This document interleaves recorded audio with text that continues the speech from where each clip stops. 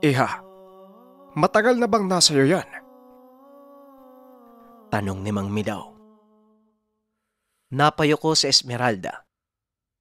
Habang si Jeronimo naman, bagaman bulag ay halatang hindi mapakali.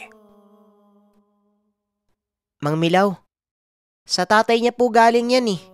Ano po bang mahalaga dyan? Tanong ni Jeronimo. Ganun ba? Kaya pala nakapatay ng aswang may tangan. Hindi lang basta tangan, napakalakas. Ngayon lang ako nakaramdam ng ganito sa lahat ng Metatron na nahawakan ko. Sigurado, kaya hindi napatay ang nanay mo at niyanggaw na lang. Dahil dito sa gamit, hindi makakapasok sa bahay niyo ang mga aswang. Malakas na ang tingero ang tatay mo, Iha. Wika ni Mang Milaw. Dahil sa pagkabagabag ni Jeronimo, napilitan ang bata na sabihin ang katotohanan sa matanda. Inakala noon ni Jeronimo magagalit si Mang Milaw. Kaya pala kay nahinala ang kilos niyong dalawa ng nanay mo. Unang pagkikita pa lang natin, alam ko naman na may tinatago kayong mag-ina. Lalo na nang malaman kong nakapatay ng aswang ang tatay mo. Walang sino man ang makakapatay sa mga aswang maliban na lang kung meron nitong tangan. At pag-ibig pa rin pala ang ugat. Buhay nga naman. Halos lahat na lang ata ng mga ginagambala, kinukulam, pag-ibig ang dahilan. Bueno, naiintindihan ko at tama lang ang ginawa niyo. Sapagkat ang mga kakaibang bagay, mahirap paniwalaan. Sa ngayon, maliban sa medalyon, meron pa bang iba? Tanong ni Mang Milaw sa dalaga. Ngunit sumabat si Nanay Juana na galing sa kusina. Marami pang gamit ang asawa sa kanilang tahanan. Ibinaon sa ilalim ng silong. Iba't ibang klase pero wala kaming alam ng anak ko kung ano at para saan. Basta, mahigpit ang asawa ko sa mga gamit niya. Wika ni Nanay Juana. Opo, Mang Milaw. Sa tuwing tinatanong namin siya tungkol sa mga gamit niya, hindi po nagsasalita eh. Lalo na nung may nanligaw sa aking aswang. Sobrang strikto. Gusto niyang ipasuot sa akin yung kwintas na may kabibe. Pero ayoko po kasi makati. Wika ni Esmeralda. Eto namang tatay mo, hindi pinapaliwanag eh. Wala tuloy kayong alam sa mga gamit. Kung sinabi niya lahat, siguro naiwasan niyo ang panganib sa mga aswang. Matindi ang pagkaumaling ng tatay mo, Iha, sa mga gamit niya. Kung sa bagay, kailangan talaga ito para panatiliing ligtas at malakas ang karunungan. Wika ni Mang Milaw. Dagdag pa nito. Ipinapasuot ng matanda kay Esmeralda ang medalyon. At sinabing kahit kanino, huwag itong ipagsasabi at ipagmamayabang. Matapos nun, tumanguna si Mang Milaw. Nagmungkahi kay Jeronimo na sumunod sa kanya. Kinausap siya ni Mang Milaw patungkol sa kasalukuyang pasyente nito. Tagapitos na isang albularyo. Nagkaroon ng sakit subalit hindi niya kayang pagalingin ang sarili. Ano po bang sakit niya, Mang Milaw? Tanong ni Jeronimo. Bati ng mataas na uri ng mangkukulam. Po, paano naman po yun nangyari? Ayon kay Mang Milaw, ang bati ay isang uri ng sumpa. Maaaring simpatsya, titig, bulong, duro ng kamay, ihip, at marami pang iba. Pwedeng galing sa lamang lupa at pwede ding galing sa normal na tao. Pwede ring mabati ang isang tao sa pamamagitan lang ng paghanga. Halimbawa nito, pagsasabi ng maganda ang katawan o hindi kaya mga mata. Kinabukasan, magkakaroon ng sakit ang tao, lalagnatin na lang bigla at hindi mapapagaling ng anumang gamot na galing sa doktor, maliban na lamang kung lalapit sa albularyo. Kulam din ang bate subalit sinasakyan ng kampo ng dilim. Ang pamamaraan na ginamit ng mangkukulam doon sa albularyo ay maaaring idaan sa bangkay. Walang ibang makakagawa nito kung hindi ang mangkukulam na may mataas na antas ng karunungan. Pwede po ba, Mang Milaw, diretsuhin nyo na lang po ko? Wala akong maintindihan eh. Wika ni Jeronimo. Isa sa kadugo ni Ponchita ang sumakabilang buhay na. Ito yung binulungan ng mangkukulam. Hindi ito kayang labanan ng albularyo, maliban na lang kung bubulungan din ang bangkay na ginamit ng mangkukulam. Tugon ni Mang Milaw. Ano naman pong connection ko dyan? Bakit nyo po sinasabi sa akin? Tanong ni Jeronimo. Hahanapin ko ang bangkay na ginamit ng mangkukulam. Isasama kita. Napakunot ang mukha ng bata, sapagkat kagad pumasok sa isip niya kung ano ang magiging ambag. Kita nyo na pong bulag ako eh. Tapos, isasama mo ako sa paghahanap. Wika ni Jeronimo. Hoy, wag kang pilosopo, Jeronimo. Wag mong idailan niyang pagkabulag mo. Mas malinaw pa nga yung pandama mo sa normal na tao eh. Wika ni Mang Milaw. Bukas makalawa ay aalis na sila ni Jeronimo. Pero dapat munang matutunan ng bata ang ilang kaalaman upang palakasin pa ang taglay na katauhan.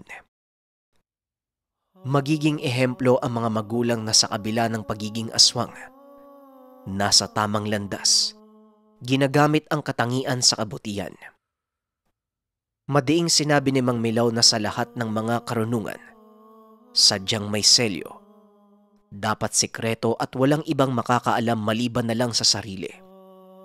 Hindi magtitiwala sa kung sino man kahit sa pamilya, dahil sa oras na ibunyag, mawawala ang bisa ng karunungan at tangan, maliban na lang sa taong napili na magiging tagasunod nito na tinatawag na pagpasa. Dagdag pa ng matanda, mabuting si Jeronimo dahil hindi ito mahirap turuan. Maliban pa dyan hindi nadadaan sa malupitang debosyon. Likas na sa bata ang pagkakaroon ng kakaibang lakas. Bagaman aswang pero malinis naman ang kalooban. Kaya't lahat ng dasal at orasyon ay paniguradong magkakabisa. Tinuruan ni Mang Milaw si Jeronimo ng mga katagang ngayon lang narinig sa buong buhay niya. Ipinahawak pa sa kanya ang libreta at sinabi ni Mang Milaw na hindi nakikita ng mga taong walang karunungan ang mga katagang nasa loob. Sa oras na magkabisa ang itinuro o inaral na karunungan, dito palang makikita ang nilalaman ng libreta. Pero depende kung bibigyan ng paintulot mula sa ama. Paano ko nga po makikita yung mga kaalaman? Bulag po ako, Mang Milaw. Bulag. Wika ni Jeronimo. Ay, oo nga no. Tama yung sinabi mo pero ano kayo no? Pilosopo ka eh. Makinig ka. Kung sinong binigyan ng paintulot, kahit bulag, makikita ang kataga. Banal na kataga ang usapan dito. Kusang magmamarka sa isip mo ang mga salitang nilalaman. Bibigyan ka ng gabay ng Panginoon. Pwede bang makinig ka muna kasi? Hindi nakapagsalita si Jeronimo at tumango na lang. Habang si Mang Milaw, may sinabi muling mga salita. Paulit-ulit lang itong babanggitin ni Jeronimo sa loob ng isang araw. Umaga, tanghali, 3:00 ng hapon at 6:00 ng gabi. Sinunod naman ito ni Jeronimo. Kinabukasan, agad niyang sinuri at pinakiramdaman ang bigay na libreta ni Mang Milaw.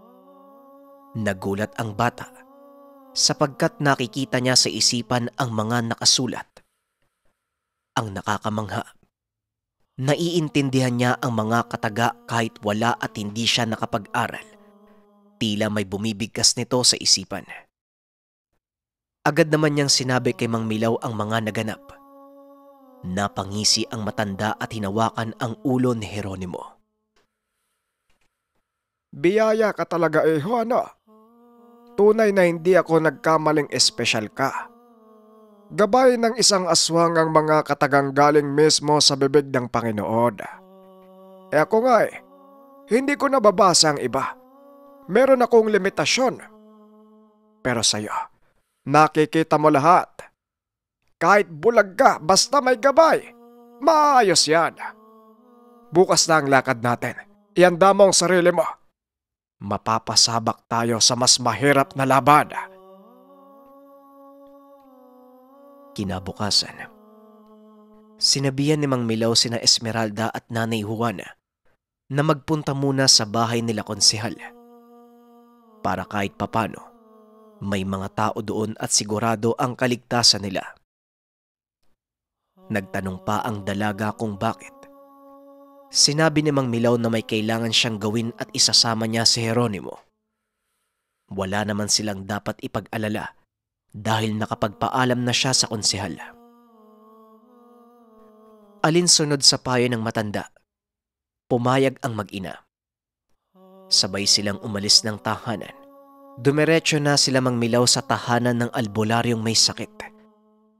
Umaga ng mga sandaling iyon at kakasilang pa lang ng araw. Nang marating nila ang tahanan ng albularyo, naaamoy ni Jeronimo ang patay na hayop na nanggagaling sa tapat ng bahay. Napasimangot pa ang bulag. Nagtanong kung ano ba ang nangyayari sa lugar. Nararamdaman at naaamoy ko. Kasabay ng mga pangitain pero hindi detalyado. Wika ni Jeronimo. Kung nakikita mo lang ang sitwasyon ng tao, siguradong babaliktad yung sikmura mo. Bukang binalatan ng buhay. Wika ni Mang Milaw. Sabay pasok sa tahanan ng manggagamot. O kumusta, Jopel? Sabi ko naman sa'yo, babalik ako . Nasaan na ang asawa mo, paring Jopel? Bungad ni Mang Milaw sa manggagamot na si Jopel. Sumagot naman ang albularyo na bumili ito ng mga gamot sa sugat at babalik din kagad. Eto ba siya, Milaw? Aba, siya nga ano. Mabuti naman nasa kamay mo na ngayon. Hindi ko akalaing buhay pa pala ang anak ng 2 burag. Wika ni Jopel.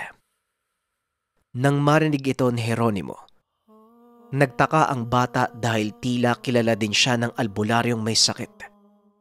Nagtanong siya kung bakit. Isa siya sa albularyong kasama ko noon. Alam mo na siguro ang kwento. Nasabi ko na sa'yo, di ba? Kumabog ng malakas ang dibdib ni Jeronimo.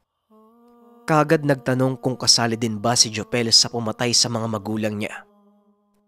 Isa din ba ito sa mga humukom para kitilin ang buhay ng ama't ina? Kitang-kita ang galit sa mukha ng bata. Malaking kasalanan ang nagawa namin sa iyo, Jeronimo. Dahil sa paniniwala namin noon na masama ang mga magulang mo. Hindi kami nakinig kay Milaw. Pasensya ka na. Hangarin namin na supilin ang mga aswang noon para mailigtas sa mga tao. Wika ni Jopel. Bakit hindi niyo po muna sinigurado? Binulag niyo pa po ako . Masakit po yun para sa akin.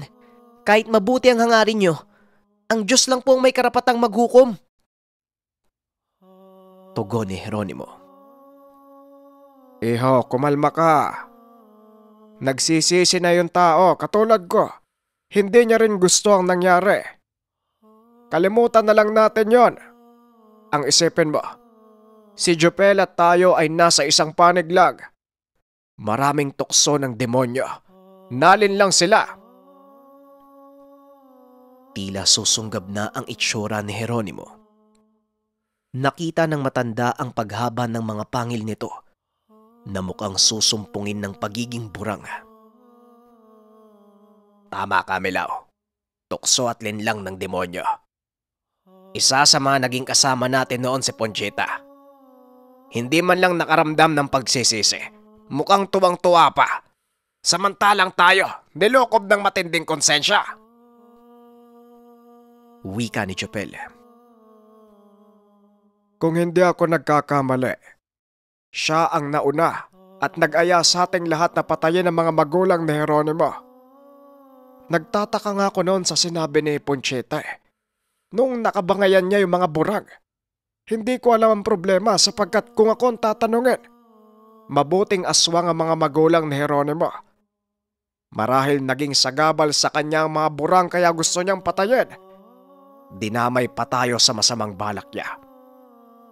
Malaki ang hinala kung siya din ang kumulam sa inyo. Walang ibang nakakalam sa kainaan natin maliban na lang sa naging katulad nating babaylan. Alam mo ba, 2 pa sa kasamahan natin patay na. Kaparehong sakit ang dumapo gaya ng sinapit mo. At ngayon, 4 na lang tayong natitira. Si Amadora, ikaw at ako, pati na din si Landa. Wika ni Mang Milaw. Rumihistro ng tuluyan sa isip ng bata ang totoong naging sitwasyon. Komplikado. Nalinlang ang mga kasamahan ni Mang Milaw. Pwede ko po bang malaman kung saan nakatira si Ponchita? Tanong ni Jeronimo. Mahirap siyang hanapin, iyo. Sa ngayon, hindi ko alam ang gagawin. Nararamdaman kong malapit na akong mamatay. Tugon ni Chopel. Ano bang sinabi ko? Babalik ako at gagamutin kita. Hahanapin ko ang bati ng mangkukulam. Hahanapin ko kasama ng batang to ang bangkay kung saan kay sinumpa. Wika ni Mang Milaw. Samantalang si Jeronimo naman, gigil na gigil at hinila ang damit ng matanda. Sinasabing papatay nila si Ponchita. Sandali lang, Jeronimo. Magpakatatag ka. Magpakatatag ka, Chopel. Pupuntahan muna namin si Amadora. Titignan ko kung anong sitwasyon doon. At baka alam niya na kung nasa ang sementeryo isinagawa ang bate. Pero kung wala, Jeronimo, mapipilitan akong gamitin ka. Mamayang gabi, gigisingin ko ang pagiging aswang mo. Nilisan nila ang lugar. Habang naglalakad ay nagtanong si Jeronimo kung saan nakatira si Amadora. Ang sinabi ni Mang Milaw ay sa Mabini. Naglalakad na lang sila dahil wala nang nakakarating na mga sasakyan sa lugar dahil sa hirap ng daanan. Hapon na nang makarating ang dalawa. Nagmumukod tangi ang tahanan ni Amadora dahil nakatirik ito sa gitna ng kakauyan. Pinakikiramdaman ng bata ang paligid. May tao sa lugar ngunit tila isa itong dalaga. Kagad naman itong sinabi ni Jeronimo. Si Amadora yan. Walang ibang nakatira sa bahay kung hindi siya. Kumunot ang mukha ng bata sapagkat inakala niya na matanda si Amadora. Nagtataka ito kung bakit dalaga ang nararamdaman niya sa lugar. Hanggang sa tinapik ni Mang Milaw si Jeronimo, lumapit siya sa tahanan. Kasunod nito ang boses na malumanay at galing sa dalagang babae. O Milaw, napabisita ka? Bungad ni Amadora. May sadya lang ako, Amadora. Ang lakas talaga ng mga gayuma mo. Pati itong bata na pagkamalan kang dalaga. Walang pinagbago yung mukha mo, ganun pa din Maladyosa. Huwag mo sabihin ginagamit mo pa din yung gayuma sa masama. Wika ni Mang Milaw. Nagpapatawa ka na naman, Milaw eh. Hindi ko gusto yung original kong anyo. Gusto kong manatiling dalaga pero hindi ibig sabihin nun may masama na akong ginagawa. Ano bang kailangan nyo? Pamilyar ang presensya ng batang kasama mo Tugon ni Amadora. Pamilyar nga sa'yo at alam ko yon. Pero wag mo nang sabihin pa. Dahil mamimitsyan mo lang ang galit ng bata. Nagtanong si Mang Milaw kung alam ba ni Amadora ang sitwasyong nangyari sa kanilang grupo. Sumabat naman ang babae na alam niya. Dagdag pa ng babaylan. Inakala niyang pati si Milaw ay magkakasakit na rin. Pero himalang nakita niya pa ito mismo sa harapan ng tahanan. Alam mo na din siguro kung sino ang may gawa nito, hindi ba? Iisa lang naman ang kayang magtraidor sa atin. Walang iba kung hindi si Ponchita. May alam ka ba kung nasaan siya ngayon? Tanong ni Mang Milaw. Ipagpaumanhin mo, Milaw. Pero katulad mo, hinahanap ko rin siya. Sa kasamaang palad, hindi ko matagpuan eh. Tugon ni Amadora. May alam ka ba kung saang sementeryo isinagawa ni Ponchita ang pagbate? Tumugon si Amadora na maaaring sa bukid ng Danau. Dahil doon naman nakatira ang mga kamag-anak ni Ponchita. Nanlaki ang mga mata ni Mang Milaw. Kagad pumasok sa isip na maaaring doon nga. Dahil isasagawa lang naman ang proseso ng bati ng mangkukulam sa mismong kamag-anak nito. Pupunta po tayo doon, Mang Milaw. Wika ni Jeronimo. Oo, Jeronimo. Ngayon din, pupuntahan natin hanggat maaga pa. Kapag hindi natin naisagawa ang pagganti ng bulong, mamamatay si Jopel. Tugon ni Mang Milaw. Paano po pag wala doon yung hinahanap nating bangkay? Paano kung may iba pang kamag-anak si Ponchita sa ibang lugar? Tanong ni Jeronimo. Naisip ko na din yon, iho. Pero 'di ba sinabi ko naman sa'yo na gagamitin ko ang katauhan mo kapag nangyari yon. Nga pala, Amadora, pwede bang humingi ng pabor? Nais ko sanang bigyan mo ko ng isa sa mga ginagamit mong gayoma. Yung pampabangis at pagpapalabas ng galit ng isang tao. Wika ni Mang Milaw. Saan mo naman gagamitin? Teka sandali, hahanapin ko lang. Matagal na kasing hindi ko yun nagagamit eh. Antayin niyo ako dito sa labas. Tugon ni Amadora. Mang Milaw, gagamitin niyo po ba sa sarili niyo? Bakit po? Natatakot po ba kayo? Tanong ni Jeronimo. Nagtataka ito sa bagay na hiningi ni Mang Milaw. Isa sa mga dahilan sa pagpunta natin dito ay ang mga gayoma ni Amadora. Hindi para sa akin kung hindi para sa inyo. Para mailabas mo ang anyo mong buraga. Tugon ni Mang Milaw. Hindi nakapagsalita si Jeronimo. Kinakabahan ng bata. Maraming pumapasok na negatibo sa isipan. Hindi niya alam kung ano ang pakiramdam kapag nasa anyong aswang. Ilang minuto lang. Lumabas ng bahay si Amadora. May inabot itong 2 bote na may lamang magkakaibang kulay ng likido. Meron ding mga dahon na sobrang baho sa pang-amoy ni Jeronimo. Matapos ang lahat ng ito, walang sabi-sabing naglakad si Mang Milaw at sumunod kagad si Jeronimo. Naririnig niya pa ang mga paalala ni Amadora. Sinabi nitong baka susunod din siya kung sakaling makaramdam ng panganib. Gabi na nang makarating sa bukid ng Danau si Mang Milaw at Jeronimo. Nasa isang lumang sementeryo. Kinilabutan ang bata dahil bukod sa napakasukal ng lugar, may mga naririnig siyang tila nagsusumamong kaluluwa.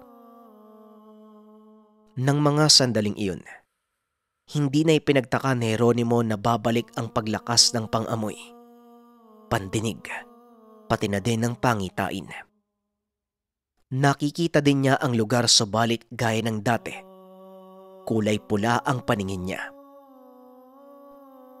Nararamdaman ko na ang pagiging agresibo mo, iho. Pakiramdaman mo lang ang paligid. Papakiramdaman ko naman kung saan banda may malakas na presensya ng mangkukulab. Magpapaiwatig ito kung saan isasagawa ang mga ritual at ipapanggawain ng kampo ng dilim. Wika ni Mang Milaw. Naglibot sila sa sementeryo at maiging sinuri ang bawat sulok ng lugar. Ano po ba yung presensya ng isang mangkukulam? Mabigat na parang hindi ka makakahinga. Yung bang may hilo at masusuka. Maraming klase ang may ganitong presensya. Masamang elemento, lamang lupa at demonyo. Pero kapag para kang nasusuka, ang ibig sabihin lang, may poder ng mangkukulab. Tugon ni Mang Milaw. Katulad din po ba ng naramdaman ko doon sa kasustingan? Yung hinilot ko po yung nabaliw na dalaga? Tanong ni Jeronimo. Oo, katulad nun. Nagtatanong ka alam mo naman pala. Teka, doon po sa bandang unahan. Wika ni Jeronimo. Napailing na lang si Mang Milaw. Mas malakas pa ang pakiramdam ng bata sa kanya. Pinunta nila ang lugar. Nakita ng matanda ang puntod doon na maraming kandilang nakatirik sa ibabaw. Iba't ibang kulay. May puti, dilaw at asul. Pero karamihan ay kulay itim. Para dito sa episode 4, ang hirap kalabanin nung mga may tangan na isip yung ginagamit. Hindi na to batayan ng kung gaano kalakas yung dalang kapangyarihan sa pisikal na pakikipaglaban o kung gaano kalakas yung pagbibigay ng sumpa, pagbabato ng tigalpo. Dito kasi usapin to ng kung gaano katalas yung isipan para hindi mahalata ng malalakas na antingero na yung ginagawa nila ay mali. Yun yung nakita ko sa buong episode nitong part 4 na lakas ng kanilang kalaban. Pero tignan natin kung anong mangyayari sa mga susunod na episode. Muli maraming salamat. Paalam.